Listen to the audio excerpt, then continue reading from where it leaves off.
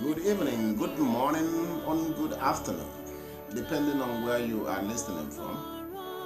I greet you all my followers and my subscribers. Today I want to share the topic of Biafra with you all.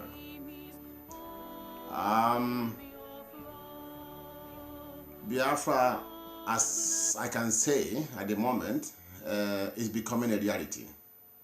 It's no more a dream. It is true that our forefathers has fought for it during their time and failed, but the trace of their handwork is still there to be seen,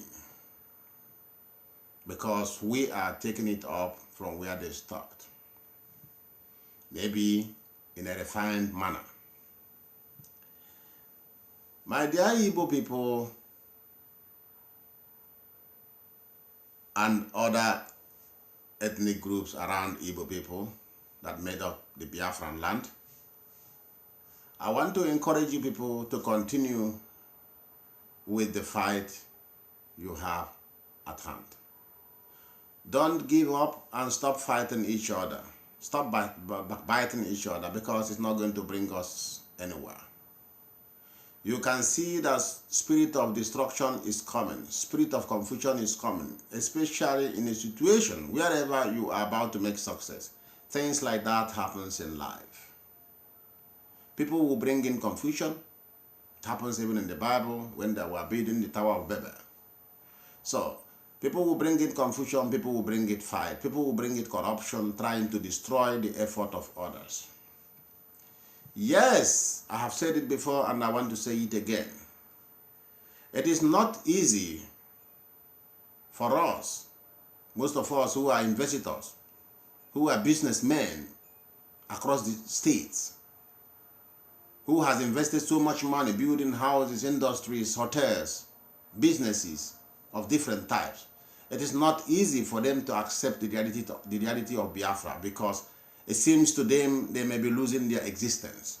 This thing, I'm just saying it because I know that is the major problem why some indigenous Biafrans don't want to support the fight. Under normal circumstances, if all the top shots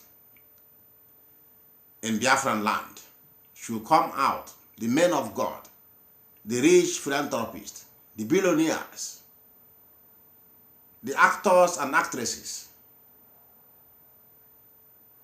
all the who is who in Biafran land, if they should all come out in mass and talk about Biafra, Biafra will come in less than months. But the problem we are having here is where everybody is feeling reluctant about it, waiting for the Biafra to fall from heaven, leaving no option than just letting Nnamdi Kanu, our leader, to suffer himself more and more and more. There are supposed to be several Nnamdi Kanus in this fight of Biafra, in every part of the land where the Biafran people are living, home and abroad.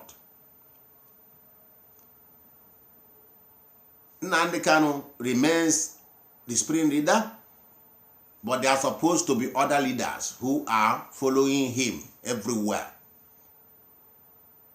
In Igbo land, in Calabar, in all the places.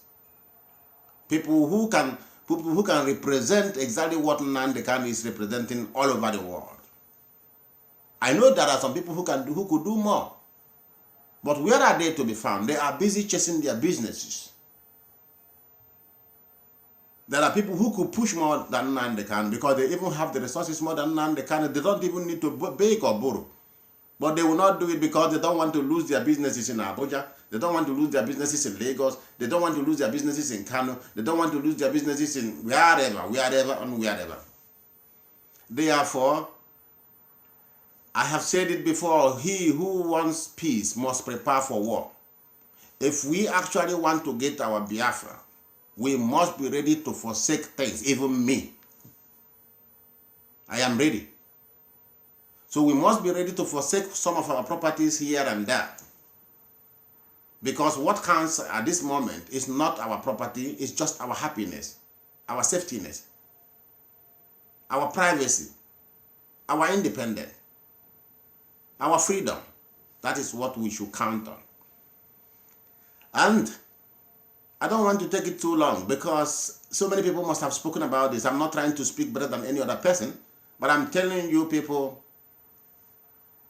let us join head together, love each other.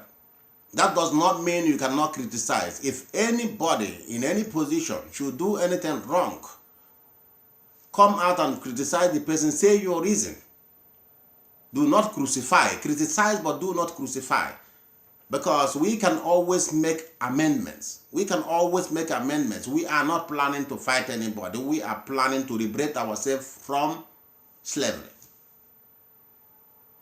Therefore, my Biafran people, brothers and sisters, I am advising all of us to work with one mind and try to let go with our properties or things we believe we may lose if we get this Biafra. It is not so important. What is important is the life of our grandchildren. Can you imagine today in Nigeria that some 23, 24 years old graduates are still sitting down at home for 3 years without a job? Some are 30 years, no job. What is our future going to look like if we continue like this? Like I used to say in my other videos, you can only teach people what you know. If people in politics don't know the value of education, there is no how they can implement education system to a better form. If people in power don't know the value of money, there is no how they will save money for others. If people in power don't know, they don't have religion, there is no how they can give religion to other people, and so on and so forth. It is only what you know that you can give to people. Therefore, if we cannot continue with this slavery, then let us join head together. First of all, love each other. First of all, believe each other. And then honesty also is the most important thing we have to practice. Even to get the Biafra, we need to be honest to ourselves. We have to teach our children where they were coming from. We have to look back home. A lot of sacrifice will be made. A lot of lives may be lost in the process. But those are the sacrifices.